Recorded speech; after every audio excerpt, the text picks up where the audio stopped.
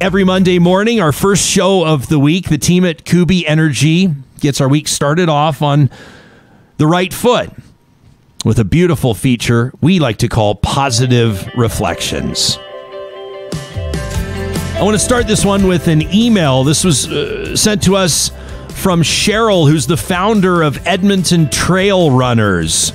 She sent us an email just the other day that says, I was on an early morning run along a beautiful cliff in the river valley with somebody who's an avid listener to your show, just like me. And as we were talking about the current political reality and trying to listen outside of our own echo chamber, we're talking about how we're trying to be engaged without being bombarded by toxic commentary. Real Talk was at the top of the list of where we go for all of the above.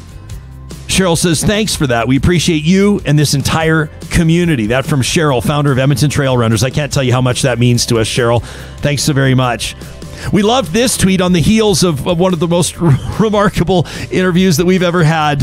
I think if I just say Gurdeep, I think everybody's going to remember what a wonderful, what was it, about 20 minutes that we had with, in my mind, the man that needs to be the next recipient of the Order of Canada. Some of you have nominated him to be Governor General. Look at this. One of our audience members has sculpted him doing the Bhangra dance, which is absolutely beautiful, and it just absolutely brightened our day when we saw that. We thank you for passing it along. What about this note? Some of you are tagging us to let us know about your everyday interactions as you make your way across trails. This from Elastigirl, who says, one of the things I love about the river valley is the trail treasures, like this elderly couple fishing together. We didn't understand each other's languages, but we had a nice charades chat.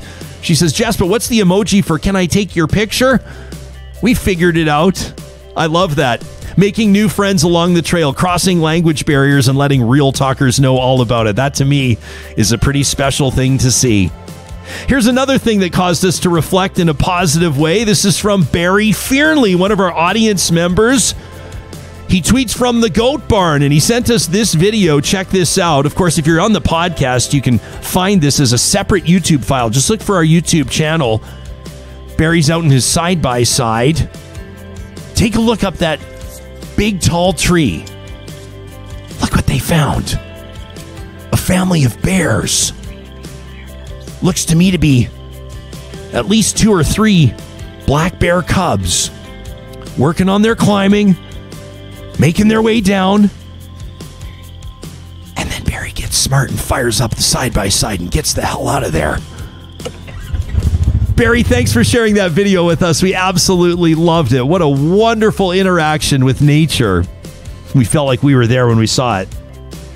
Now, of course, we talked to, a keynote speaker, one of the organizers, the founder of the Edmonton International Cat Show, and we were bombarded. We were bombarded with cat photos to the point where we had to make a very difficult editorial decision. We said we could do a whole positive reflections on cat photos, but we just don't have the time, and so I'm not going to say he's the most handsome. But we decided today to feature Fergus. You tell me this is not a beautiful animal. When I talked about cats as just mini versions of the lions walking the Serengeti, this is what we're talking about. Fergus's human pal Mike passed this along, and we appreciate it. That is a thing of beauty. And we want to wrap up today by, giving you a call to action, so to speak.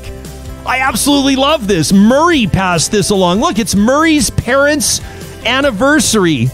Yeah, that's right. Is it 75 years? Am I seeing 70 years? 70 years for Dawn and Bev Billett.